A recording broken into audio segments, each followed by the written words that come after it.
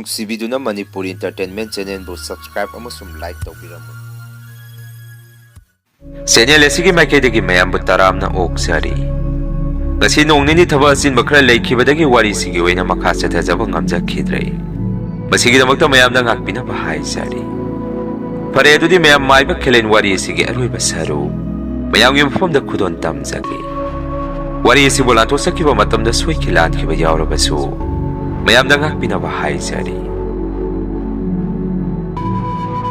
ꯋꯥꯔꯤꯁꯤꯒꯤ ꯃꯃꯥꯡꯒꯤ ꯇꯥꯡꯀꯛꯇ ꯄꯣꯔꯦꯇꯣꯟꯅ ꯃꯉꯥꯂꯩꯕꯤꯒꯤ ꯑꯣꯏꯔꯛꯀꯗꯕ ꯈꯨꯗꯣꯡꯊꯤꯕ ꯇꯥꯔꯛꯀꯗꯕ ꯄꯨꯝꯕ ꯃꯉꯥꯂꯩꯕꯤ ꯃꯁꯥꯗ ꯋꯥꯔꯤ ꯑꯣꯏꯅ ꯇꯝꯗꯨꯅ ꯈꯪꯍꯜꯂꯝꯃꯤ ꯄꯣꯔꯦꯇꯣꯟꯒꯤ ꯋꯥꯐꯝ ꯑꯗꯨꯗ ꯃꯉꯥꯂꯩꯕꯤꯁꯨ ꯃꯁꯥꯗ ꯑꯉꯛꯄ ꯍꯥꯏꯕꯗ ꯑꯣꯏꯈꯤ ꯑꯗꯨꯝꯅ ꯃꯕꯥꯅꯤ ꯋꯥꯔꯤ ꯁꯥꯟꯅꯔꯤꯉꯩ ꯄꯨꯔꯦꯟꯁꯨ ꯃꯕꯥꯅꯤꯅ ꯁꯥꯟꯅꯔꯤꯕ ꯋꯥꯔꯤꯁꯤꯡ ꯑꯗꯨ ꯃꯆꯤ ꯑꯃꯗ ꯂꯦꯞꯇꯨꯅ ꯄꯨꯝꯅꯃꯛ ꯇꯥꯗꯨꯅ ꯂꯩꯔꯝꯃꯤ ꯄꯣꯔꯦꯇꯣꯟꯅꯁꯨ ꯄꯨꯔꯦꯟꯗ ꯃꯥꯒꯤ ꯅꯨꯄꯤꯒꯤ ꯈꯨꯗꯣꯡꯊꯤꯕ ꯇꯥꯔꯛꯀꯗꯕꯁꯤꯡ ꯑꯗꯨ ꯋꯥꯔꯤ ꯇꯝꯗꯨꯅ ꯈꯪꯍꯟꯅꯕ ꯍꯣꯠꯅꯔꯛꯄꯗ ꯄꯨꯔꯦꯟꯅ ꯄꯣꯔꯦꯇꯣꯟꯒꯤ ꯋꯥꯐꯝ ꯑꯗꯨꯗ ꯃꯥꯗꯤ ꯃꯁꯥꯗ ꯏꯌꯥ ꯌꯥꯅ ꯉꯝꯈꯤꯗꯦ ꯑꯗꯨꯒ ꯄꯣꯔꯦꯇꯣꯟꯅ ꯃꯈꯣꯏꯒꯤ ꯐꯅꯕꯒꯤꯗꯃꯛꯇ ꯃꯇꯦꯡ ꯄꯥꯡꯅꯕ ꯉꯥꯡꯁꯩꯕ ꯋꯥꯐꯝ ꯄꯨꯝꯕ ꯄꯨꯔꯦꯟꯗꯤ ꯃꯥꯒꯤ ꯋꯥꯈꯜꯗ ꯁꯦꯔꯥꯟꯅꯕ ꯇꯩꯌꯣꯟꯅꯕ ꯋꯥꯈꯜꯂꯣꯟ ꯑꯃꯗ ꯆꯠꯈꯤ ꯄꯨꯝꯅꯃꯛꯁꯤꯗ ꯍꯧꯖꯤꯛꯇꯤ ꯄꯨꯔꯦꯟꯅ ꯄꯣꯔꯦꯇꯣꯟꯕꯨ ꯍꯦꯛ ꯎꯕꯗ ꯃꯁꯥꯗ ꯁꯥꯎꯅꯤꯡꯕ ꯑꯃ ꯄꯣꯛꯑꯝꯃꯤ ꯑꯗꯨꯒ ꯄꯣꯔꯦꯇꯣꯟꯗꯁꯨ ꯁꯨꯝꯅ ꯍꯥꯏꯔꯝꯃꯤ ꯍꯧꯖꯤꯛꯇꯤ ꯑꯩꯅ ꯅꯪ ꯀꯅꯥꯅꯣ ꯍꯥꯏꯕꯁꯤ ꯃꯁꯛ ꯃꯨꯟꯅ ꯈꯪꯂꯦ ꯑꯩꯒꯤ ꯌꯦꯛꯅꯕ ꯃꯤꯑꯣꯏ ꯑꯃꯅꯁꯨ ꯅꯪꯕꯨ ꯃꯐꯝ ꯑꯁꯤꯗ ꯊꯥꯔꯛꯄꯅꯤ ꯍꯥꯏꯕꯁꯤ ꯄꯨꯝꯅꯃꯛ ꯅꯈꯣꯏꯒꯤ ꯈꯨꯖꯤꯟ ꯊꯧꯔꯥꯡ ꯉꯥꯛꯇ ꯑꯣꯏꯔꯝꯂꯕ ꯃꯇꯧ ꯀꯌꯥꯁꯤꯗ ꯑꯩꯁꯨ ꯆꯤꯡꯅꯃꯟꯕꯗꯒꯤ ꯊꯕꯛ ꯑꯃ ꯆꯠꯊꯣꯛꯎꯒꯦ ꯍꯥꯏꯔꯝꯗꯨꯅ ꯅꯪꯒꯤ ꯑꯔꯣꯟ ꯑꯊꯣꯛ ꯄꯨꯝꯕ ꯑꯩꯅ ꯉꯁꯥꯏꯗꯒꯤ ꯂꯨꯝꯗꯅ ꯂꯣꯏꯅ ꯈꯪꯇꯣꯛꯄꯅꯤ ꯑꯩꯅ ꯅꯪꯉꯣꯟꯗ ꯑꯃꯨꯛꯀꯁꯨ ꯍꯥꯏꯔꯤ ꯅꯪ ꯃꯐꯝ ꯑꯁꯤꯗꯒꯤ ꯊꯨꯅ ꯆꯠꯍꯧꯔꯒꯦ ꯍꯥꯏꯕ꯭ꯔꯥ ꯅꯠꯇ꯭ꯔꯒ ꯃꯐꯝ ꯑꯁꯤꯗ ꯑꯩꯒꯤ ꯈꯨꯠꯇ ꯅꯪꯅ ꯊꯋꯥꯏ ꯃꯥꯡꯒꯦ ꯍꯥꯏꯕ꯭ꯔꯥ ꯅꯪꯒꯤ ꯑꯄꯥꯝꯕ ꯑꯃ ꯈꯜꯂꯣ ꯍꯥꯏꯗꯅ ꯄꯨꯔꯦꯟꯅ ꯄꯣꯔꯦꯇꯣꯟꯗ ꯌꯥꯝꯅ ꯁꯥꯎꯅ ꯍꯥꯏꯔꯝꯃꯤ ꯄꯨꯔꯦꯟꯒꯤ ꯑꯗꯨꯒꯨꯝꯕ ꯃꯑꯣꯡ ꯃꯇꯧ ꯀꯌꯥꯗꯨꯗ ꯃꯉꯥꯂꯩꯕꯤꯒ ꯄꯣꯔꯦꯇꯣꯟꯒꯗꯤ ꯄꯨꯔꯦꯟꯗ ꯀꯝꯗꯧꯅ ꯋꯥꯐꯝꯁꯤꯡ ꯑꯗꯨ ꯊꯥꯖꯍꯟꯒꯗꯒꯦ ꯈꯟꯕꯗ ꯃꯕꯥꯅꯤꯃꯛ ꯀꯔꯤ ꯇꯧꯒꯗꯕꯅꯣ ꯈꯪꯉꯝꯈꯤꯗꯦ ꯃꯉꯥꯂꯩꯕꯤꯅꯁꯨ ꯃꯥꯒꯤ ꯅꯨꯄꯥ ꯄꯨꯔꯦꯟꯗ ꯁꯨꯝꯅ ꯍꯥꯏꯔꯝꯃꯤ ꯗꯗꯥ ꯃꯥꯡꯗ ꯂꯦꯞꯄꯤꯕ ꯃꯤꯑꯣꯏ ꯑꯁꯤ ꯑꯩꯈꯣꯏꯒꯤꯗꯃꯛꯇ ꯃꯇꯦꯡ ꯄꯥꯡꯕ ꯂꯥꯛꯄ ꯃꯤꯁꯛꯅꯤ ꯍꯧꯖꯤꯛ ꯑꯩꯒꯤ ꯏꯁꯥꯗ ꯅꯥꯎꯄꯨꯔꯤꯕ ꯑꯉꯥꯡꯁꯤ ꯗꯗꯥꯒꯤꯒ ꯑꯩꯒꯤꯒ ꯏꯆꯥ ꯅꯠꯇꯦ ꯁꯦꯂꯨꯡꯃꯥꯏꯕꯒꯤ ꯃꯍꯩ ꯄꯣꯠꯁꯦꯝ ꯖꯥꯗꯨꯅ ꯑꯉꯥꯡ ꯑꯁꯤ ꯑꯩꯒꯤ ꯏꯁꯥꯗ ꯑꯣꯏꯍꯜꯂꯛꯈꯤꯕꯅꯤ ꯑꯉꯥꯡ ꯑꯁꯤꯁꯨ ꯊꯋꯥꯏ ꯌꯥꯎꯗꯕ ꯑꯁꯤꯕ ꯑꯉꯥꯡꯅꯤ ꯐꯠꯇ꯭ꯔꯕ ꯊꯋꯥꯏ ꯃꯤꯔꯦꯜ ꯑꯗꯨꯅ ꯑꯩꯒꯤ ꯏꯁꯥ ꯃꯅꯨꯡꯗ ꯆꯪꯗꯨꯅ ꯑꯉꯥꯡ ꯑꯁꯤꯗ ꯃꯥꯒꯤ ꯊꯋꯥꯏꯗꯨꯅ ꯑꯃꯨꯛ ꯆꯪꯁꯟꯗꯨꯅ ꯃꯥꯒꯤ ꯃꯄꯣꯛ ꯑꯃꯃꯨꯛ ꯇꯥꯜꯂꯛꯄꯅꯤ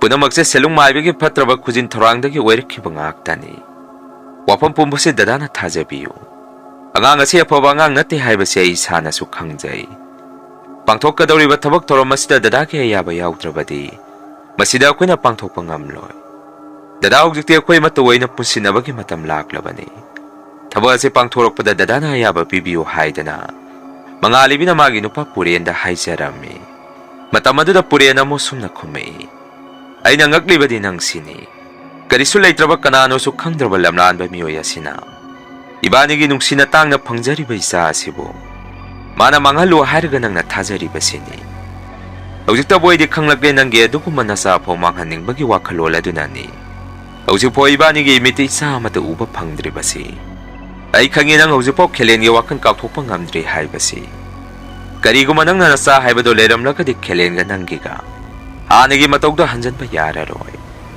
ꯅꯆꯥ ꯌꯥꯎꯗ꯭ꯔꯕꯗꯤ ꯍꯥꯟꯅꯒꯤ ꯃꯇꯧꯒꯨꯝ ꯂꯩꯁꯥꯕꯤ ꯁꯥꯗꯨꯅ ꯅꯪꯒꯤ ꯃꯇꯝ ꯑꯃꯒꯤ ꯊꯋꯥꯏꯃꯛꯅꯤ ꯈꯜꯂꯤꯕ ꯈꯦꯂꯦꯟꯒꯤ ꯃꯐꯝꯗ ꯅꯪ ꯑꯃꯨꯛ ꯍꯟꯈꯤꯕꯁꯨ ꯌꯥꯏ ꯃꯁꯤ ꯅꯠꯇ꯭ꯔ ꯅꯪꯅ ꯈꯜꯂꯤꯕꯁꯤ ꯄꯨꯝꯅꯃꯛ ꯑꯩ ꯂꯣꯏꯅ ꯈꯪꯂꯦ ꯅꯈꯣꯏꯁꯤ ꯑꯃꯠꯇꯅꯤ ꯍꯥꯏꯕꯁꯤ ꯑꯗꯨꯕꯨ ꯅꯈꯣꯏ ꯁꯤꯃꯁꯨ ꯇꯥꯖꯧ ꯅꯪꯒꯤ ꯅꯁꯥ ꯃꯅꯨꯡꯗ ꯌꯥꯎꯔꯤꯕ ꯑꯉꯥꯡ ꯑꯗꯨ ꯅꯪꯅꯗꯤ ꯅꯆꯥꯅꯤ ꯈꯟꯕ ꯉꯝꯗ꯭ꯔꯕꯁꯨ ꯑꯉꯥꯡ ꯑꯗꯨꯗꯤ ꯑꯩꯒꯤ ꯑꯇꯥꯡꯕ ꯁꯥꯒꯩꯒꯤ ꯂꯟꯅꯤ ꯅꯈꯣꯏꯗꯤ ꯃꯊꯣꯡ ꯃꯔꯝ ꯈꯪꯗꯕ ꯍꯧꯔꯛꯐꯝ ꯈꯪꯗꯕ ꯃꯤ ꯉꯥꯛꯇꯅꯤ ꯑꯗꯨꯕꯨ ꯑꯩꯒꯤ ꯏꯆꯥꯁꯤꯗꯤ ꯃꯊꯣꯡ ꯃꯔꯝ ꯈꯪꯗꯅ ꯂꯃꯈꯥꯡꯗ ꯃꯥꯡꯍꯟꯕꯗꯤ ꯑꯩ ꯄꯥꯝꯗꯦ ꯄꯨꯝꯅꯃꯛ ꯑꯩꯅ ꯏꯆꯥꯕꯨ ꯉꯥꯛ ꯁꯦꯟꯒꯅꯤꯅ ꯊꯧꯅꯥ ꯂꯩꯕ ꯀꯅꯥꯅꯣ ꯑꯩꯒꯤ ꯏꯆꯥꯕꯨ ꯃꯥꯡꯍꯟꯗꯣꯔꯤꯕꯁꯤ ꯍꯧꯖꯤꯛꯇꯤ ꯄꯨꯝꯅꯃꯛ ꯑꯩꯒꯤ ꯃꯥꯌꯣꯛꯇ ꯂꯦꯞꯄꯛꯄ ꯃꯤꯄꯨꯝ ꯈꯨꯗꯤꯡꯃꯛ ꯑꯩꯅ ꯑꯃꯠꯇ ꯂꯦꯝꯅ ꯊꯥꯔꯔꯣꯏ ꯑꯩꯒꯤ ꯅꯨꯄꯤꯕꯨ ꯑꯣꯏꯁꯅꯨ ꯑꯃꯕꯨ ꯑꯣꯏꯁꯅꯨ ꯅꯈꯣꯏ ꯆꯦꯛꯁꯜꯂꯨ ꯍꯥꯏꯗꯅ ꯄꯨꯔꯦꯟ ꯃꯁꯥꯗ ꯁꯥꯎꯕ ꯑꯃꯒ ꯂꯣꯏꯅꯅ ꯃꯉꯥꯂꯩꯕꯤꯒ ꯄꯣꯔꯦꯇꯣꯟꯒꯗ ꯃꯨꯟꯅ ꯌꯦꯡꯗꯨꯅ ꯍꯥꯏꯔꯝꯃꯤ ꯄꯨꯔꯦꯟꯒꯤ ꯋꯥꯐꯝ ꯑꯗꯨꯗ ꯃꯉꯥꯂꯩꯕꯤꯁꯨ ꯎꯄꯥꯏ ꯑꯃꯠꯇ ꯂꯩꯖꯔꯝꯗꯦ ꯃꯥꯒꯤ ꯅꯨꯄꯥꯅꯕꯨ ꯌꯥꯗ꯭ꯔꯕꯗꯤ ꯑꯉꯥꯡ ꯑꯗꯨ ꯑꯐꯕ ꯑꯣꯏꯒꯦꯔꯥ ꯐꯠꯇꯕ ꯑꯣꯏꯒꯦꯔꯥ ꯑꯉꯥꯡ ꯑꯗꯨ ꯄꯣꯛꯑꯒꯦ ꯈꯜꯂꯝꯃꯤ ꯑꯗꯨꯒ ꯄꯨꯔꯦꯟꯗꯁꯨ ꯁꯨꯝꯅ ꯍꯥꯏꯔꯝꯃꯤ ꯐꯔꯦ ꯗꯗꯥꯅ ꯑꯗꯨꯒꯨꯝꯕ ꯁꯦꯔꯥꯟꯅꯕ ꯋꯥꯈꯜꯂꯣꯟ ꯑꯃꯗ ꯑꯩꯕꯨ ꯂꯥꯟꯅ ꯎꯕꯤꯒꯗꯕ ꯑꯣꯏꯔꯕꯗꯤ ꯏꯕꯥꯅꯤꯒꯤ ꯏꯆꯥꯁꯤ ꯐꯅ ꯐꯠꯇꯕ ꯑꯣꯏꯁꯅꯨ ꯑꯩ ꯏꯆꯥꯃꯛꯅꯤ ꯈꯜꯂꯒꯦ ꯑꯉꯥꯡ ꯑꯁꯤ ꯃꯥꯡꯍꯜꯂꯒꯨꯝꯁꯤ ꯑꯗꯨꯕꯨ ꯑꯔꯣꯏꯕ ꯑꯣꯏꯅ ꯗꯗꯥꯗ ꯋꯥꯐꯝ ꯑꯃꯠꯇꯗꯤ ꯍꯥꯏꯖꯒꯦ. ꯑꯩꯒꯤ ꯏꯁꯥꯗ ꯌꯥꯎꯔꯤꯕ ꯇꯥꯏꯕꯪ ꯃꯪꯐꯥꯎꯅꯔꯛꯇ꯭ꯔꯤꯕ ꯏꯕꯥꯅꯤꯒꯤ ꯆꯥꯁꯤꯅ ꯇꯥꯏꯕꯪꯄꯥꯜ ꯑꯁꯤꯗ ꯏꯍꯥꯟ ꯍꯥꯟꯅ ꯈꯣꯡꯗꯥꯔꯛꯄ ꯃꯤꯀꯨꯞ ꯑꯗꯨꯗꯗꯤ ꯑꯩꯒꯤꯁꯨ ꯑꯔꯣꯏꯕ ꯃꯤꯀꯨꯞꯅꯤ. ꯃꯁꯤꯃꯁꯨ ꯗꯗꯥꯅ ꯈꯪꯖꯟꯕꯤꯌꯨ. ꯐꯅ ꯃꯁꯤ ꯑꯣꯏꯖꯔꯕꯁꯨ ꯑꯩꯗꯤ ꯀꯔꯤꯁꯨ ꯈꯟꯗ꯭ꯔꯦ. ꯗꯗꯥꯅ ꯅꯨꯡꯉꯥꯏꯅ ꯂꯩꯖꯍꯧꯕꯗꯨꯅꯤ ꯑꯩꯅꯁꯨ ꯄꯥꯝꯂꯤꯕ. ꯑꯉꯥꯡ ꯑꯁꯤ ꯃꯥꯡꯍꯜꯂꯒꯨꯝꯁꯤ ꯍꯥꯏꯔꯝꯃꯤ. ꯃꯉꯥꯜꯂꯩꯕꯤꯒꯤ ꯋꯥꯐꯝ ꯑꯗꯨꯗ ꯄꯣꯏꯔꯦꯠꯇꯣꯟꯁꯨ ꯃꯈꯥ ꯇꯥꯅ ꯀꯔꯤ ꯄꯥꯎꯈꯨꯝ ꯄꯤꯒꯗꯒꯦ ꯈꯪꯉꯝꯈꯤꯗꯦ. ꯃꯥꯁꯨ ꯎꯄꯥꯏ ꯂꯩꯇꯕꯗꯒꯤ ꯊꯕꯛ ꯑꯗꯨ ꯄꯥꯡꯊꯣꯛꯑꯝꯗꯅ ꯃꯥꯁꯨ ꯑꯃꯨꯛ ꯍꯜꯂꯛꯑꯒꯦ ꯈꯜꯂꯝꯃꯤ. ꯑꯗꯨꯕꯨ ꯑꯔꯣꯏꯕ ꯑꯣꯏꯅ ꯄꯨꯔꯦꯟꯒ ꯃꯉꯥꯜꯂꯩꯕꯤꯒꯗ ꯁꯨꯝꯅ ꯍꯥꯏꯔꯝꯃꯤ. ꯉꯁꯤ ꯑꯩꯅ ꯃꯐꯝ ꯑꯁꯤꯗ ꯂꯥꯛꯏꯕꯁꯤ ꯇꯥꯡꯅ ꯐꯪꯕ ꯃꯤꯀꯨꯞ, ꯑꯇꯦꯟꯕ ꯃꯇꯝ ꯄꯨꯡꯐꯝ ꯑꯃꯗꯅꯤ. ꯉꯁꯤ ꯍꯌꯦꯡ ꯍꯥꯏꯔꯤꯕ ꯃꯤꯀꯨꯞ ꯑꯁꯤ ꯍꯦꯛ ꯍꯧꯈꯤꯕ ꯇꯥꯔꯕꯗꯤ ꯃꯥꯂꯦꯝ ꯑꯁꯤ ꯑꯋꯥꯐꯝꯗ ꯇꯥꯔꯅꯤ. ꯑꯉꯥꯡꯁꯤꯒꯤ ꯃꯃꯥ ꯑꯣꯏꯔꯛꯀꯗꯕ ꯃꯍꯥꯛꯄꯨꯁꯨ ꯃꯤꯀꯨꯞ ꯑꯗꯨꯗ ꯃꯥꯒꯤꯁꯨ ꯑꯔꯣꯏꯕꯅꯤ. ꯄꯨꯝꯅꯃꯛꯁꯤ ꯁꯥꯒꯩꯁꯤꯒꯤ ꯃꯄꯨ ꯑꯣꯏꯔꯤꯕ ꯅꯍꯥꯛꯅ ꯋꯥꯈꯜ ꯃꯨꯟꯅ ꯇꯧꯕꯤꯌꯨ. ꯃꯇꯝꯗꯨꯗꯗꯤ ꯊꯣꯛꯈ꯭ꯔꯕ ꯍꯧꯈ꯭ꯔꯕ ꯊꯧꯗꯣꯛ ꯄꯨꯝꯕ ꯍꯟꯖꯟꯕ ꯑꯃꯠꯇ ꯌꯥꯔꯔꯣꯏ. ꯁꯦꯝꯗꯣꯛꯄꯁꯨ ꯑꯃꯠꯇ ꯌꯥꯔꯣꯏ. ꯊꯕꯛ ꯊꯧꯔꯝ ꯑꯗꯨ ꯄꯥꯡꯊꯣꯛꯑꯝꯗꯕꯅ ꯍꯦꯟꯅ ꯐꯩ ꯈꯜꯂꯛꯄꯒꯤ ꯃꯍꯨꯠ ꯍꯧꯖꯤꯛ ꯃꯇꯝ ꯂꯩꯔꯤꯉꯩ ꯊꯣꯔꯛꯀꯗꯕ ꯑꯃꯗꯤ ꯊꯣꯔꯛꯇ꯭ꯔꯤꯕ ꯄꯨꯝꯕ ꯊꯤꯡꯍꯧꯅꯕ ꯃꯇꯝ ꯂꯩꯔꯤ. ꯃꯁꯤ ꯅꯈꯣꯏꯅ ꯋꯥꯈꯜ ꯃꯨꯟꯅ ꯈꯟꯊꯕꯤꯌꯨ. ꯑꯃꯥꯡ ꯑꯇꯥ ꯊꯣꯔꯛꯀꯗꯣꯔꯤꯕꯁꯤ ꯏꯃꯨꯡ ꯑꯁꯤꯗ ꯅꯠꯇꯅ ꯃꯥꯂꯦꯝ ꯄꯨꯝꯕꯁꯨ ꯑꯋꯥꯕ ꯅꯪꯗꯣꯔꯤꯕꯅꯤ ꯍꯥꯏꯕꯁꯤꯃꯁꯨ ꯃꯁꯤ ꯅꯈꯣꯏꯅ ꯀꯥꯎꯒꯅꯨ. ꯋꯥꯐꯝ ꯑꯁꯤ ꯄꯣꯏꯔꯦꯠꯇꯣꯟꯅ ꯃꯉꯥꯜꯂꯩꯕꯤ ꯑꯃꯗꯤ ꯄꯨꯔꯦꯟꯗ ꯐꯣꯡꯗꯣꯛꯑꯝꯗꯨꯅ ꯃꯥꯁꯨ ꯅꯨꯡꯉꯥꯏꯇ ꯌꯨꯝ ꯑꯗꯨꯗꯒꯤ ꯊꯣꯔꯛꯄ ꯍꯦꯛ ꯍꯧꯔꯛꯄꯗ ꯂꯨꯋꯥꯡ ꯃꯥꯏꯕꯁꯨ ꯏꯊꯥ ꯊꯥꯖꯗꯕ ꯃꯇꯧ ꯑꯃꯗ ꯃꯈꯣꯏ ꯃꯌꯥꯝꯒꯤ ꯃꯔꯛꯇ ꯆꯪꯉꯛꯈꯤ. ꯂꯨꯋꯥꯡ ꯃꯥꯏꯕ ꯎꯕꯗ ꯃꯉꯥꯜꯂꯩꯕꯤ, ꯄꯨꯔꯦꯟ, ꯄꯣꯏꯔꯦꯠꯇꯣꯟ ꯃꯈꯣꯏ ꯑꯍꯨꯝꯗꯤ ꯃꯁꯥ ꯃꯁꯥꯗ ꯄꯨꯡꯉꯛ ꯍꯦꯛ ꯉꯛꯈꯤ. ꯄꯣꯏꯔꯦꯠꯇꯣꯟꯅꯁꯨ ꯂꯨꯋꯥꯡ ꯃꯥꯏꯕꯗ ꯃꯁꯥꯗ ꯄꯥꯈꯠꯄ ꯃꯇꯧ ꯑꯃꯗ ꯁꯨꯝꯅ ꯍꯥꯏꯔꯝꯃꯤ. ꯅꯪꯗꯤ ꯃꯐꯝ ꯑꯁꯤꯗ ꯀꯔꯤ ꯃꯔꯝꯒꯤ ꯆꯪꯉꯤꯕꯅꯣ? ꯃꯐꯝ ꯑꯁꯤꯗ ꯅꯪꯅ ꯆꯪꯉꯛꯄꯒꯤ ꯃꯔꯝ ꯂꯩꯇꯦ ꯍꯥꯏꯔꯝꯃꯤ. ꯃꯇꯝ ꯑꯗꯨꯗ ꯂꯨꯋꯥꯡ ꯃꯥꯏꯕꯅ ꯄꯨꯔꯦꯟꯗ ꯑꯣꯜꯂꯒ ꯁꯨꯝꯅ ꯍꯥꯏꯔꯝꯃꯤ. ꯏꯕꯨꯡꯉꯣ ꯄꯨꯔꯦꯟ, ꯑꯩꯅ ꯃꯐꯝ ꯑꯁꯤꯗ ꯆꯪꯉꯛꯂꯤꯕꯁꯤ ꯏꯆꯥꯒꯤ ꯊꯋꯥꯏ ꯀꯟꯒꯦ ꯆꯪꯉꯛꯂꯤꯕꯅꯤ. ꯏꯕꯦꯝꯃ ꯃꯉꯥꯜꯂꯩꯕꯤ, ꯍꯧꯖꯤꯛꯇꯤ ꯏꯄꯨ ꯋꯥꯈꯜ ꯂꯥꯛꯂꯤ. ꯃꯇꯝ ꯀꯨꯏꯅ ꯏꯄꯨꯁꯨ ꯐꯠꯇ꯭ꯔꯕ ꯊꯋꯥꯏ ꯃꯤꯔꯦꯜ ꯑꯗꯨꯅ ꯑꯩꯕꯨꯁꯨ ꯈꯨꯗꯨꯝ ꯆꯟꯁꯜꯂꯨꯔꯦ. ꯃꯇꯝ ꯑꯗꯨꯗ ꯑꯩ ꯏꯁꯥꯅ ꯏꯁꯥꯁꯦ ꯀꯅꯥꯅꯣ ꯍꯥꯏꯕꯐꯥꯎ ꯃꯁꯛ ꯈꯪꯉꯨꯗ꯭ꯔꯦ. ꯍꯧꯖꯤꯛꯇꯤ ꯑꯩ ꯍꯥꯟꯅꯒꯨꯝ ꯋꯥꯈꯜ ꯂꯥꯛꯂꯦ. ꯏꯆꯥ ꯑꯅꯤꯕꯨ ꯀꯜꯂꯨꯗꯕ ꯌꯥꯗꯦ ꯍꯥꯏꯗꯅ ꯃꯐꯝ ꯑꯁꯤꯗ ꯏꯄꯨ ꯂꯥꯛꯄꯅꯤ. ꯍꯧꯖꯤꯛ ꯑꯩꯈꯣꯏꯒꯤ ꯃꯥꯡꯗ ꯂꯦꯞꯄꯤꯕ ꯁꯛꯈꯪꯗꯕ ꯃꯤꯑꯣꯏ ꯑꯁꯤ ꯃꯐꯝ ꯑꯁꯤꯗꯒꯤ ꯆꯠꯍꯟꯈꯤꯕ ꯌꯥꯗꯦ. ꯏꯆꯥ ꯑꯅꯤꯒꯤ ꯇꯥꯡꯅ ꯐꯪꯖꯔꯤꯕ ꯂꯜ ꯑꯗꯨꯕꯨ ꯅꯨꯄꯥ ꯑꯁꯤꯅ ꯃꯥꯡꯍꯟꯅꯕ ꯊꯧꯔꯥꯡ ꯇꯧꯔꯝꯂꯦ. ꯑꯗꯨꯕꯨ ꯍꯧꯖꯤꯛꯇꯤ ꯅꯈꯣꯏ ꯑꯅꯤ ꯀꯔꯤꯁꯨ ꯋꯥꯔꯅꯨ. ꯏꯄꯨꯁꯨ ꯂꯥꯛꯂꯦ. ꯃꯤꯑꯣꯏ ꯑꯁꯤ ꯈꯨꯗꯛꯇ ꯃꯐꯝ ꯑꯁꯤꯗ ꯊꯋꯥꯏ ꯂꯧꯅꯕ ꯇꯧꯁꯤ. ꯏꯕꯨꯡꯉꯣ ꯄꯨꯔꯦꯟ, ꯅꯈꯨꯠꯇ ꯃꯇꯤꯛ ꯆꯥꯕ ꯈꯨꯠꯂꯥꯏ ꯄꯥꯏꯈꯠꯂꯣ. ꯃꯥꯡꯗ ꯂꯦꯞꯄꯤꯕ ꯃꯤꯑꯣꯏ ꯑꯁꯤ ꯊꯋꯥꯏ ꯂꯧꯅꯕ ꯇꯧꯔꯣ. ꯃꯗꯨ ꯅꯠꯇ꯭ꯔꯕꯗꯤ ꯅꯈꯣꯏꯒꯤ ꯇꯥꯏꯕꯪ ꯃꯪꯐꯥꯎꯅꯔꯛꯇ꯭ꯔꯤꯕ ꯅꯆꯥꯗꯨ ꯁꯣꯏꯗꯅ ꯃꯥꯡꯕ ꯇꯥꯔꯦ ꯍꯥꯏꯔꯛꯈꯤ. ꯂꯨꯋꯥꯡ ꯃꯥꯏꯕꯒꯤ ꯋꯥꯐꯝ ꯑꯗꯨꯗ ꯄꯣꯏꯔꯦꯠꯇꯣꯟꯁꯨ ꯃꯁꯥ ꯉꯥꯛꯊꯣꯛꯆꯅꯕ ꯃꯁꯥꯗ ꯃꯤꯀꯨꯞꯅ ꯍꯨꯝꯁꯤꯡꯅ ꯆꯦꯛꯁꯤꯟꯅ ꯂꯩꯔꯝꯃꯤ. ꯄꯨꯔꯦꯟꯅꯁꯨ ꯂꯨꯋꯥꯡ ꯃꯥꯏꯕꯒꯤ ꯋꯥꯐꯝ ꯑꯗꯨꯗ ꯃꯨꯟꯅ ꯇꯥꯔꯕ ꯃꯇꯨꯡ ꯄꯣꯏꯔꯦꯠꯇꯣꯟꯗ ꯃꯨꯟꯅ ꯌꯦꯡꯗꯨꯅ ꯁꯨꯝꯅ ꯍꯥꯏꯔꯛꯈꯤ. ꯇꯁꯦꯡꯅ ꯍꯥꯏꯔꯕꯗ ꯑꯩꯒꯤ ꯃꯥꯡꯗ ꯂꯦꯞꯄꯤꯕ ꯅꯈꯣꯏ ꯑꯅꯤꯃꯛ ꯑꯩꯅ ꯑꯃꯠꯇ ꯊꯥꯖꯗꯦ. ꯃꯐꯝ ꯑꯁꯤꯗꯒꯤ ꯅꯕꯥꯅꯤ ꯌꯥꯝꯅ ꯊꯨꯅ ꯆꯠꯍꯧꯔꯣ. ꯃꯗꯨ ꯅꯠꯇ꯭ꯔꯕꯗꯤ ꯅꯕꯥꯅꯤꯃꯛ ꯄꯨꯟꯅ ꯃꯐꯝ ꯑꯁꯤꯗ ꯑꯩꯒꯤ ꯈꯨꯠꯇ ꯊꯋꯥꯏ ꯁꯣꯏꯗꯅ ꯃꯥꯡꯉꯅꯤ.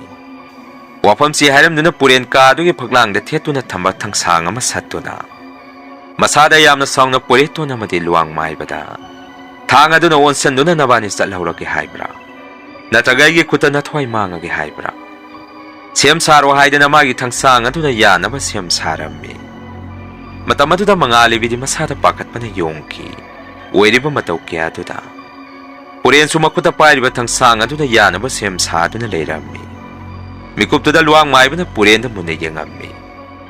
ꯉꯥꯏꯍꯥꯛꯀꯤ ꯃꯇꯨꯡꯗꯗꯤ ꯑꯉꯛꯄꯅꯤ, ꯄꯨꯔꯦꯟ ꯃꯈꯨꯠꯇ ꯄꯥꯏꯔꯤꯕ ꯊꯥꯡꯁꯥꯡ ꯑꯗꯨꯅ ꯄꯣꯏꯔꯦꯠꯇꯣꯟꯗ ꯑꯣꯏꯅ ꯇꯞꯅ ꯇꯞꯅ ꯑꯣꯟꯁꯤꯜꯂꯛꯈꯤ. ꯑꯣꯏꯔꯤꯕ ꯃꯇꯧ ꯑꯗꯨꯗ ꯄꯣꯏꯔꯦꯠꯇꯣꯟꯁꯨ ꯃꯁꯥꯗ ꯀꯔꯤ ꯇꯧꯒꯗꯕꯅꯣ ꯈꯪꯉꯝꯈꯤꯗꯦ. ꯀꯥ ꯑꯗꯨꯗꯒꯤ ꯃꯥꯒꯤ ꯆꯦꯟꯐꯝꯁꯨ ꯂꯩꯔꯝꯈꯤꯗꯦ. ꯃꯉꯥꯜꯂꯩꯕꯤꯅꯁꯨ ꯃꯥꯒꯤ ꯅꯨꯄꯥ ꯄꯨꯔꯦꯟꯗ, ꯗꯗꯥ, ꯅꯪꯅ ꯇꯧꯔꯤꯕꯗꯣ ꯀꯔꯤꯅꯣ? ꯑꯗꯨꯝꯅ ꯇꯧꯒꯅꯣ ꯍꯥꯏꯗꯅ ꯌꯥꯝꯅ ꯄꯥꯈꯠꯅ ꯃꯥꯁꯨ ꯐꯃꯨꯡꯗꯒꯤ ꯄꯨꯔꯦꯟꯕꯨ ꯈꯥꯝꯅꯕ ꯀꯨꯝꯊꯔꯝꯃꯤ. ꯇꯁꯦꯡꯕꯗꯤ ꯂꯨꯋꯥꯡ ꯃꯥꯏꯕꯅ ꯄꯨꯔꯦꯟꯗ ꯃꯤꯇ꯭ꯔꯪ ꯑꯃ ꯁꯥꯟꯅꯈ꯭ꯔꯦ. ꯃꯗꯨꯅꯅꯤ ꯄꯨꯔꯦꯟꯅ ꯇꯝꯅꯅ ꯄꯣꯏꯔꯦꯠꯇꯣꯟꯗ ꯑꯣꯟꯁꯤꯜꯂꯛꯏꯕꯗꯨ. ꯃꯉꯥꯜꯂꯩꯕꯤꯅ ꯄꯨꯔꯦꯟꯕꯨ ꯈꯥꯝꯅꯕ ꯆꯪꯁꯤꯜꯂꯛꯄ ꯃꯤꯀꯨꯞ ꯑꯗꯨꯗ ꯏꯊꯥ ꯊꯥꯖꯗꯕ ꯃꯇꯧ ꯑꯃꯗ ꯄꯨꯔꯦꯟꯅ ꯃꯥꯒꯤ ꯅꯨꯄꯤ ꯃꯉꯥꯜꯂꯩꯕꯤꯕꯨ ꯃꯈꯨꯠ ꯅꯥꯝꯃꯅ ꯃꯁꯥ ꯄꯥꯏꯗꯅ ꯂꯥꯛꯇꯅ ꯏꯟꯊꯣꯛꯈꯤ. ꯑꯗꯨꯒ ꯃꯥꯒꯤ ꯃꯈꯨꯠꯅ ꯄꯥꯏꯔꯤꯕ ꯊꯥꯡꯁꯥꯡ ꯑꯗꯨꯅ ꯄꯣꯏꯔꯦꯠꯇꯣꯟꯗ ꯌꯥꯜꯂꯒꯤ ꯃꯇꯥꯒꯨꯝ ꯍꯥꯏꯗꯔꯛꯈꯤ. ꯄꯣꯏꯔꯦꯠꯇꯣꯟꯁꯨ ꯃꯁꯥ ꯉꯥꯛꯊꯣꯛꯆꯅꯕ ꯄꯨꯔꯦꯟꯅ ꯍꯥꯏꯗꯔꯤꯕ ꯊꯥꯡꯁꯥꯡ ꯑꯗꯨ ꯊꯩꯗꯨꯅ ꯃꯐꯝ ꯑꯗꯨꯗꯒꯤ ꯆꯦꯟꯈꯤꯅꯕ ꯍꯣꯠꯅꯔꯝꯃꯤ. ꯃꯉꯥꯜꯂꯩꯕꯤꯅꯁꯨ ꯄꯣꯏꯔꯦꯠꯇꯣꯟꯕꯨ ꯆꯦꯟꯈꯤꯅꯕ ꯀꯞ ꯀꯞꯇꯨꯅ ꯂꯥꯎꯔꯝꯃꯤ. Asumna Puretona kaadudagi sienkinaba honarakpada. Luang maibina Puretongi lamben tatuna mapamadudagi. Sienkidanaba Puretongi masado parami. Aduga Purenda tangaduna Puretonda lengaknaba yatang piki. Upay lejadraba Pureton sumikubatuda masuk karitawgadabano haidana. Kaadugi akoybada masada yamna pakana kuyang yangami. Purena so Puretongi mabuktam na tangaduna lengsalaki. Mikubaduda so Pureton magi ngamnaba upay masizanaduna. Magi masada luang maibana paribado nanthokduna leithoami. Ngaglibide Purena Puretonda hatlagi matagum tangaduna lengsalakbado. Pureton di thaidokkhibadagi luang maibado oina tangaduna lengsanki. Adubu angakpani luang maibadi tangaduna masa phawna lengduna satkhrabasu. Madi masada karisu tawrongkhide. Maramde madi asiba mini. Haksang aduda sanglibadudi phatraba thawai mirel aduni. Maduna tangaduna magi mabukta lengabasu. Luang maibadi masada karisu tawrongkhide. Matodu ubada mangali bisu adum khangami. Luang maiba sikre hojik makhoigi mangda lepibasidi. Thawai mirel aduna luang maibigi haksang manungda sangsanbani haibasi. Pureton so phana adumna masa kanjanaba mafam adudagi sienkinaba. Masu phana kana honajarabasu. Luang maibana magi mahi posem sizinaduna kaadudagi Puretona. Sienkinaba honaribadu ngamhalamkhide. Hanakasu Puretongi masado luang maibana chet laungna phajanduna. Purenda thangaduna thinaba amuk yathang pirami. Tawadabu handakti Pureton su adum khangjarami. Handakti luang maibana magi haksang asi lakna phajankhre. Mana thokpa ngamaroi haibasi. Magi aroiba mikubaduda su mayamba khilenbu magi wakhanda ningchingjarami. Aduga machinna dada. Ai dadagi mateng pama ngamkhidre. Warauganuko haidana mangalibi tamna olaga yengammi. Puren su luang maibagi mitrang aduda masada gyan tajadaba makhai. Thangsang aduna Puretonbu yanthaba hauraami. Mangalibi su upaydi lejida magi nupagi matawaduda kana kaptuna. Puretonbu kanbina makkanna laukjarami. Adubu thajadaba matawamada kaduda thakpa mangalamana phujalakpadaki. Ka manung adu pungan hek nganki. Athakpa mangaladuna yakmankhibadagi makoisi amaga unaba phau ngamnaramkhide. Mangalibisu kamna athakpa mangaladuna miyoy amata uramkhide. Pureton su mikubatuda masada yamna haraukjarami. Tasengmadi mayama khelena mabu kanba sangaglabani. Asumna ka manung aduda ngahak athakpa mangaladuna yeramaba matung. Mangalibina yamna wana mamito pangthoga yengupa matamda. Angan mamarak aduda khelenbu mana uzaba phangjaki. Khelena su tunghana nungsina muktang mangalibida yengamduna.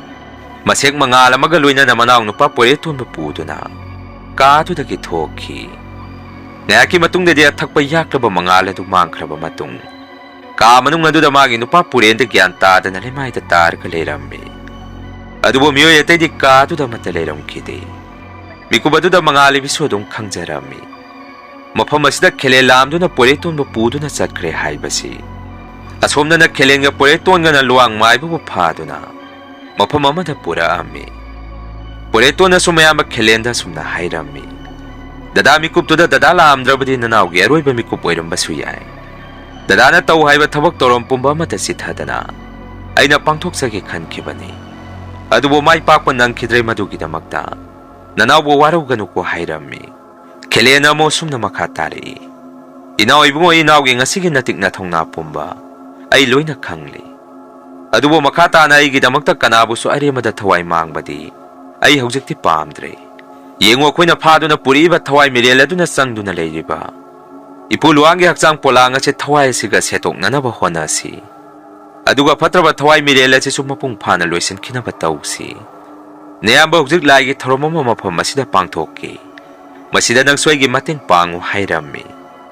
Matamaduda ngasangai gyan manguraba luang maibagi haksang adu hawgalakhi. Tawudabo haksang adu de khelena ukhong amada thawri thuduna. Sena kisanduna thamlibani.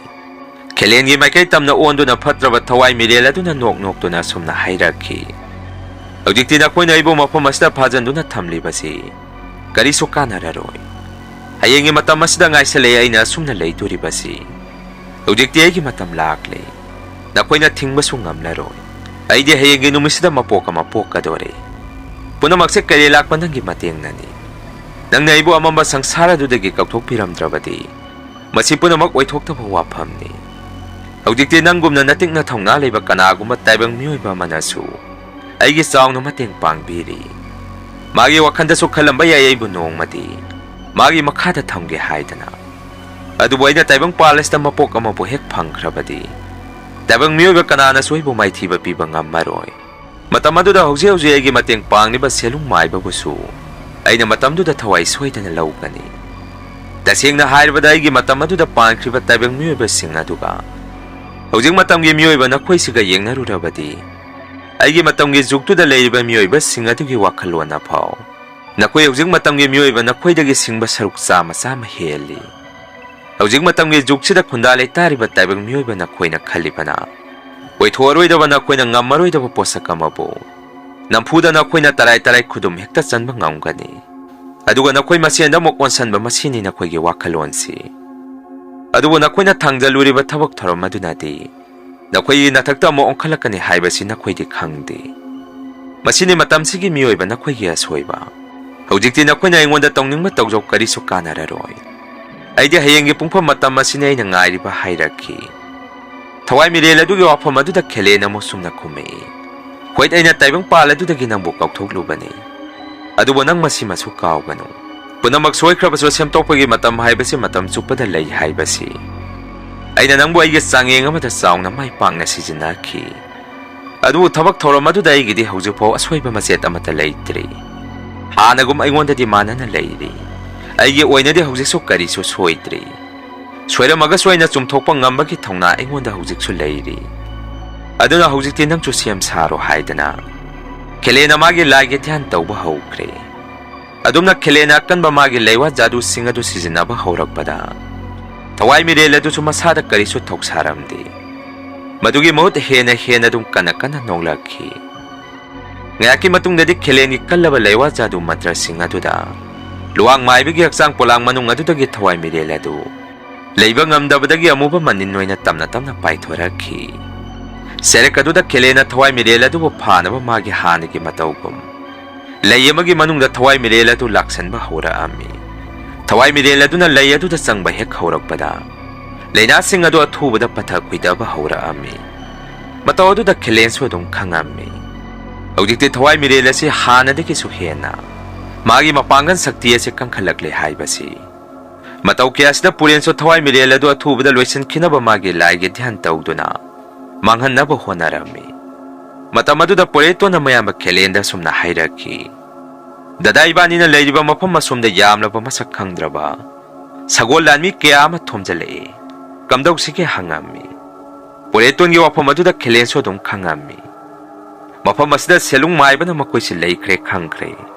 ꯃꯗꯨꯅ ꯑꯆꯧꯕ ꯁꯥꯒꯩ ꯀꯌꯥꯅ ꯃꯈꯣꯏꯕꯨ ꯃꯐꯝ ꯑꯁꯤꯗ ꯊꯤꯕ ꯂꯥꯛꯂꯦ ꯍꯥꯏꯕꯁꯤ ꯇꯧꯕꯇꯕꯨ ꯊꯋꯥꯏ ꯃꯤꯔꯦꯜ ꯑꯗꯨꯗꯗꯤ ꯃꯥꯡꯍꯜꯂꯝꯃꯒꯦ ꯅꯤꯡꯗꯨꯅ ꯈꯦꯂꯦꯟꯁꯨ ꯃꯥꯒꯤ ꯂꯥꯏꯒꯤ ꯙ꯭ꯌꯥꯟ ꯇꯧꯔꯤꯕꯗꯨ ꯂꯦꯞꯄ ꯂꯩꯔꯝꯗꯦ ꯃꯆꯤꯟꯗ ꯂꯩꯔꯣꯟ ꯇꯤꯟꯁꯣꯟ ꯀꯌꯥ ꯑꯃ ꯂꯦꯞꯇꯅ ꯁꯣꯜꯂꯝꯃꯤ ꯑꯗꯨꯝꯅ ꯂꯩꯔꯤꯉꯩ ꯆꯔꯛ ꯑꯗꯨꯗꯁꯨ ꯃꯈꯣꯏꯅ ꯂꯩꯔꯤꯕ ꯃꯥꯏꯀꯩ ꯑꯗꯣꯝꯗ ꯇꯦꯟꯖꯩ ꯀꯌꯥ ꯑꯃ ꯃꯩꯅꯝ ꯆꯨꯗꯨꯅ ꯀꯥꯞꯁꯤꯜꯂꯛꯄ ꯍꯧꯔꯛꯑꯝꯃꯤ ꯃꯇꯧ ꯀꯌꯥꯁꯤꯗ ꯄꯣꯏꯔꯦꯇꯣꯟꯁꯨ ꯄꯥꯈꯠꯂꯛꯄꯗꯒꯤ ꯃꯌꯥꯝꯕ ꯈꯦꯂꯦꯟꯗ ꯗꯗꯥ ꯈꯔ ꯊꯨꯅ ꯂꯣꯏꯁꯤꯟꯕꯤꯔꯣ ꯃꯗꯨ ꯅꯠꯇ꯭ꯔꯕꯗꯤ ꯑꯩꯈꯣꯏꯒꯤ ꯁꯦꯟꯐꯝ ꯂꯩꯁꯤꯜꯂꯛꯑꯔꯣꯏ ꯑꯩꯈꯣꯏ ꯊꯋꯥꯏ ꯁꯣꯏꯗꯅ ꯃꯥꯡꯕ ꯇꯥꯔꯅꯤ ꯍꯥꯏꯔꯝꯃꯤ ꯉꯥꯏꯍꯥꯛꯀꯤ ꯃꯇꯨꯡꯗꯗꯤ ꯈꯦꯂꯦꯟꯁꯨ ꯃꯥꯒꯤ ꯂꯥꯏꯔꯣꯟ ꯇꯤꯟꯁꯣꯟꯁꯤꯡ ꯑꯗꯨ ꯃꯄꯨꯡ ꯐꯥꯅ ꯂꯣꯏꯁꯤꯜꯂꯕ ꯃꯇꯨꯡ ꯊꯋꯥꯏ ꯃꯤꯔꯦꯜ ꯑꯗꯨꯅ ꯆꯪꯗꯨꯅ ꯌꯥꯎꯔꯤꯕ ꯂꯩ ꯑꯗꯨ ꯃꯩꯅꯨꯡꯗꯨꯗ ꯂꯪꯁꯤꯜꯂꯝꯃꯤ ꯑꯗꯨꯝꯅ ꯍꯦꯛ ꯇꯧꯔꯛꯄꯗꯒꯤ ꯂꯩ ꯑꯗꯨꯁꯨ ꯃꯩꯅ ꯇꯞꯅ ꯆꯥꯛꯊꯦꯛꯄ ꯍꯧꯔꯛꯑꯝꯃꯤ ꯐꯠꯇ꯭ꯔꯕ ꯊꯋꯥꯏ ꯃꯤꯔꯦꯜ ꯑꯗꯨꯁꯨ ꯃꯩꯅꯨꯡ ꯑꯗꯨꯗꯒꯤ ꯍꯦꯟꯇꯣꯛꯄ ꯉꯝꯃꯝꯈꯤꯗꯦ ꯃꯈꯣꯏꯅ ꯑꯗꯨꯝꯅ ꯂꯩꯔꯤꯉꯩ ꯑꯆꯧꯕ ꯁꯥꯒꯩꯒꯤ ꯃꯤꯑꯣꯏ ꯀꯌꯥꯁꯨ ꯈꯦꯂꯦꯟꯕꯨ ꯐꯥꯅꯕ ꯃꯐꯝ ꯑꯗꯨꯗ ꯊꯣꯝꯖꯤꯜꯂꯛꯈꯤ ꯃꯇꯧ ꯀꯌꯥꯗꯨꯗ ꯈꯦꯂꯦꯟꯁꯨ ꯃꯐꯝ ꯑꯗꯨꯗ ꯀꯨꯏꯅ ꯂꯩꯊꯕ ꯌꯥꯔꯔꯣꯏ ꯈꯪꯉꯛꯄꯗꯒꯤ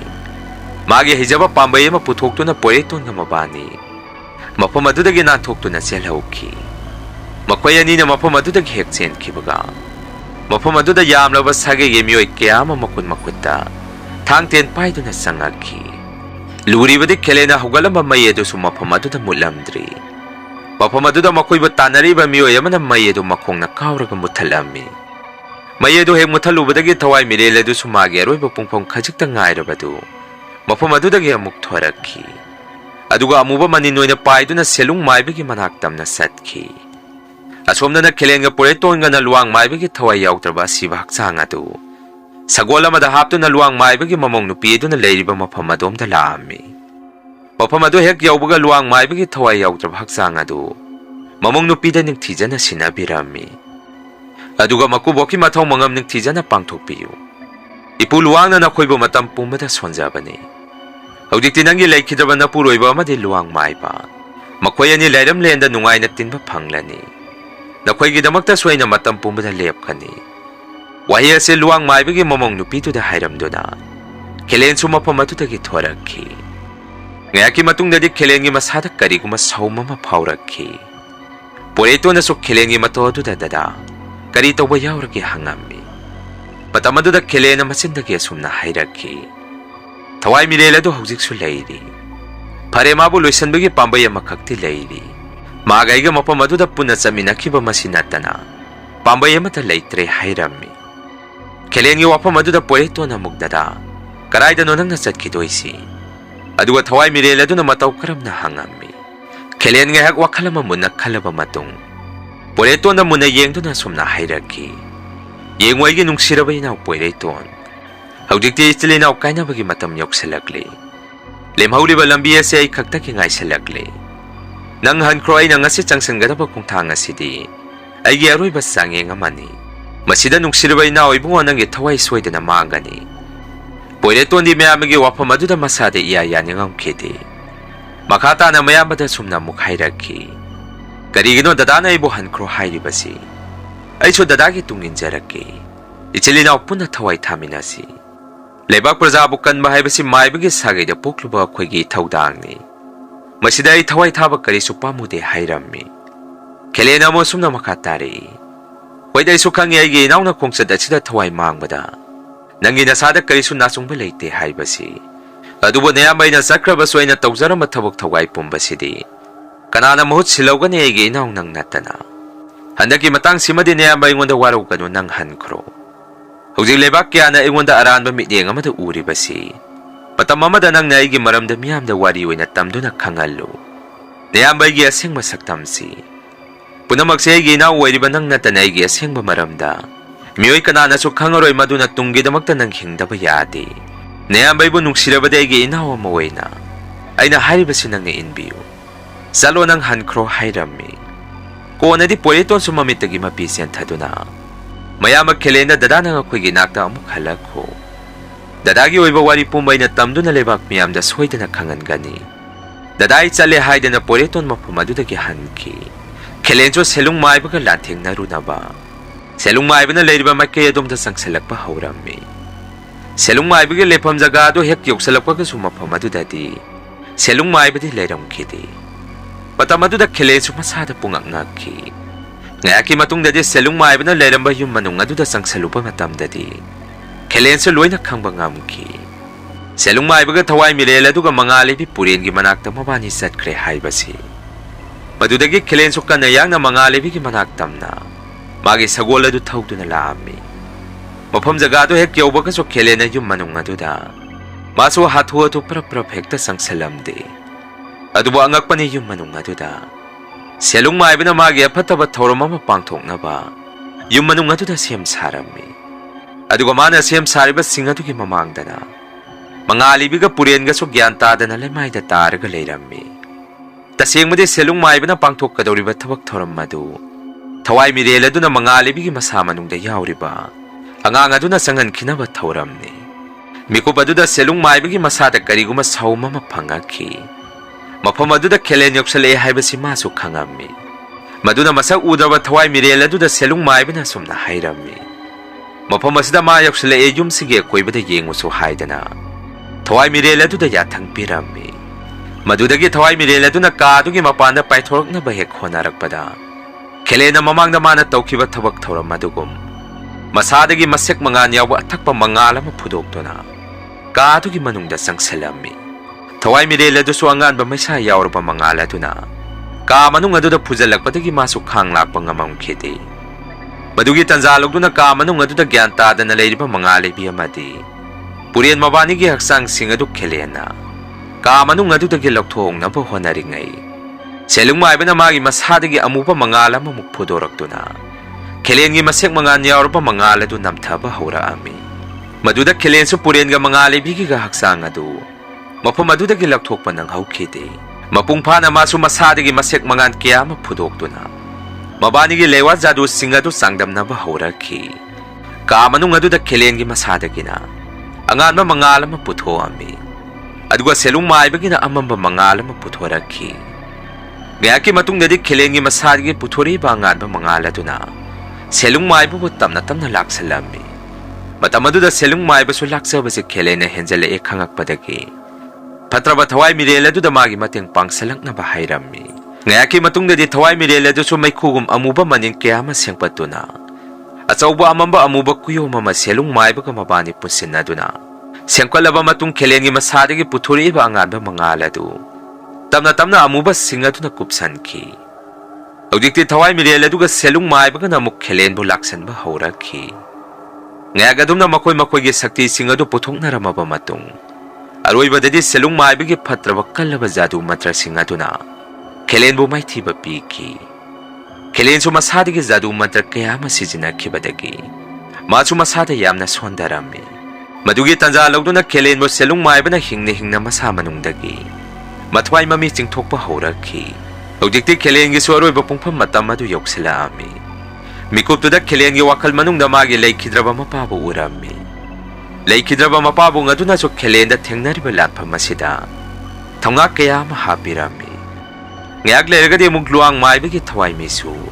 Kelen gi wakal adu da uraki. Luang mai bina su kelen bu mathongna kaya mahapirami. Asumna matang thawai mirela du na thawai laukraba. Marale jadaba sikraba thawai kaya malagduna. Kelen da mathongna hapirami. Mayam dugi marakta purengi mapabunga du su lakduna. Kelen da sumna hairami. Ibunga kelen isa na igi imaw amati isa nupa puren bu thawai kanda ba yate. Nang na singba mai bigi sagay da pokpa singba i uwairabadi. Lanpama sida nang na may paksaru haidana. Patraba thawai mirela du na hatkraba sikraba thawai kaya malagduna. Kelen na tingnariba lanpama du da may pak na ba bor kaya mapibirami. Adum na thawai kaya du na kelen gi wakanung da lagduna kelen bu. Matong na apirammadagi mikupto da hangakpani. Kelen magi masado amuba kuyong kaya na tam na yom salaki. Maana selang ba ngaw wapison singa dusu. Amuba masungak ta walaki.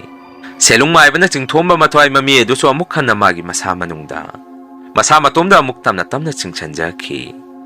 Kwaidagi ngaktiba di mikupado da maana mamang da hangtoki ba thonggi puron. Asi thong amadi asang thong anido nakalamadagi ikangkangog do na hangtorak do na. Kamanung adu da masama tom da hangtoraki. Mataw kaya da ubada selung mai badi masada pungakhet ngaki. Masada su akiba mipay ba na tanki. Magi wakanda su karinungi tabak toromasi pangtok zaruba no kalami. Adum na lairingay kelena kiba mataw da mamit anido kang panghek pangtoraki. Magi hanigi hingsayak na masaklola do lauraki. Aduga masama tom da hangtok zarikiba thongi puron anido ki maragda. Asi thong ado kelena hangto ami. Asi thong adugi manung de ihan hana thawai mirela du. Thong adugi manung da tamna singsanki. Adum na tawrak padagi thawai mirela du sumapam adu da sanging dabadagi. Lao kong ba haura ami. Adubo ngahaki matung da di mapung pana. Patraba thawai mirela du magi hanagi amamba taibong pala dugi manung da. Mapung pana singsanki.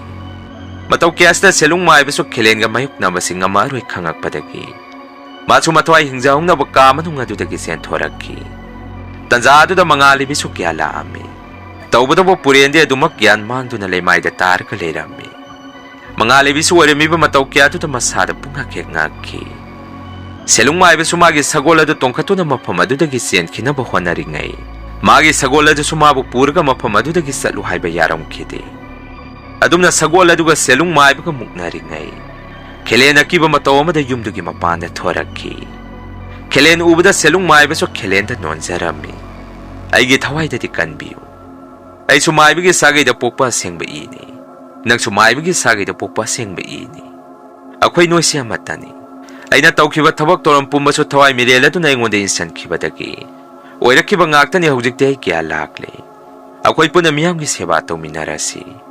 Ay githaway da di kanbiyo hay da nakapto na kelen da hay zarami. Matamado da kelen sumagi hanagi mataw da mukhan jalaki. Aduga selung maibagi manakta tamna sangsando na. Ay na nang bahujik di ngakpirabani. Adubo nang na maralay sa darba miyoy kiyagi thaway law kiba. Masapo mapo marang kang da namangan kraba siyang balayram lenda. Din ba pangzadarba thaway kaya sina din nang bungakpibang ngam kada pamandi. Makoida nangna haijarusu nangi naranse ngakpiyu haidana. Wafam ase Kelena selung maibada hairammi. Madudagi selung maibaso Kelena ngakpirabani hairakpadagi. Masada haraukzarammi. Adubo mikup aduda kiningai hoiba mataw amada. Asi thong adugi manungdagi selung maibana achauba sagai kayadagi. Saungna mana lauduna mana thawai laukraba. Thawai miren kaya ma si thong manung adudagi thorakduna. Selung maibabu makut makong paiduna. Asi thong adugi manungda laktana singsanki. Selung maibasu kapalawba tawduna thong adugi manungda. Thawai kayaduna nampuda pusanki. Ngayaki matungdadi thong anido Kelena mukmagi mahijadu sijanaduna. Thong singado muklon salami. Haujikti punamak Kelena mai pakpa haibado ngamjarami. Mga alibina so Kelena tangkak kayada makoygi mateng pangbiduna. Makoygi thawai kanbikibado ubada masu mathamoyda pupen hekpen jarami. Kelena so mga alibibo nungsina mathamoy tana. Nungsiba momon minok amaga loyna na yengjarami. Matamamada mabanigi hawkiba nungsiwari kaya masumikuptuda ningsingaki. Adum na mabani layringay poreton sumapamaduda sangaki.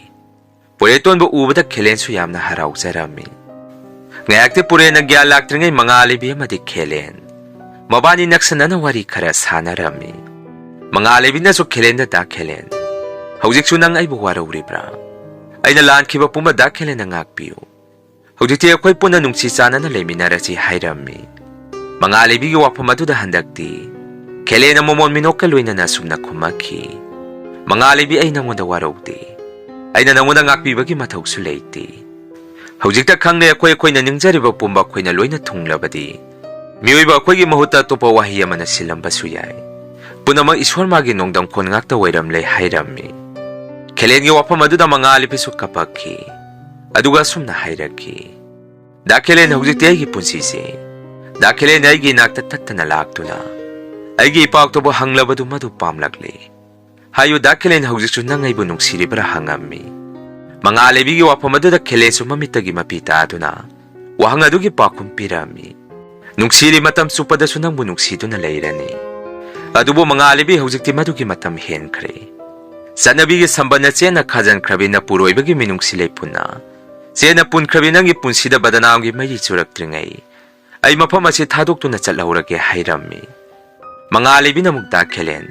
Nang naujik layro ka tapong mapamsi karayda no hangami. Wapamado da Kelen nga haktumin na layrami. Adugasum na kumaki. Ay giharok pam amamba taybang para sang sarado da niyay na layro ka daba. Nga sige taybang pa na ko'y mayang gimaragday na sumlayra badi. Ay giyak na kaya mathorakani. Punamaksina na ko'y da so awa pa piragpasuyay. Ujik di ay ginahayba da kanaso laytre. Ado na amamba taybang para sang sarado da isat krage Hairami. Kelen nga wapamado da puerto na su. Karino dada. Nang ginamagta saga ito na namunga ito na lehuri hayba sinang kaurabo. Nang gisangja pamhausik su layri. Dada nang mapamado da sat kiba yaroy hayda na kapami. Mga alibi na su Kelen bukap to na kamjarami. Patamado da Kelen na puerto na madi mga alibi da sum na Hairami. Haujik tuwangi puro na sige manung na laykriba patraba tawayan nido. Tambang ngamdi among nga sige taybang palas da kong darak basu. Maduna iso mapamado da sangsendu na makoy butorak tanaba. Tuwangi puro na nido bo seksi na senado na mapamado da layuragi. Nakoy waraw gano wapamasi Hairamdo na. Tuwangi puro na nido Kelen na mukhang tuwami. Aroy ba miko bado da mga alibi na Kelen da. Da Kelen na nga mukhalakidra hangami. Kelen nokpe tauraga sumna kumi. Tambang ngamde miyo ibagi kongsani. Amuk tengnarki basuyay na traga punsi chupagi tengnarki da basuyay. Adubo mga alibi mapamado da giyay na torpang ngamkidra basu. Punsi chupadi nang budi kaubang ngamgada pa mahandi. Ay tsali. Nung sirabay gi inaw pwede iton. Matam chupada miyang gi mating pangu ko. Babay man ay ginamagta tambira mayung pamasyada dusu. Nang na matam chupada niyambay na mukhalaga layki ni kanna. Mapamado seksan na senara mo ko. Ay tsali Haramdo na Kelen. Asi tuwang adugi manung da punsi chupagi sangki. Mga alibi ka pwede iton kasukap to na lehaw ki. Masini may may ba Kelen aroy basaru. Wari se tasiyang madi hap kada ba karasu layri bani. Adubo ay giyasin matawag tarong kaya sidagi. Wari se mapungpa na mayam da lantok sa bangaw kidre. Matangi wari da di mapungpa ba wari kaya mamuk mayam yung mapam na suway da na puzaraki. Nasigi di mayam da gi kain na nababiday la uzari.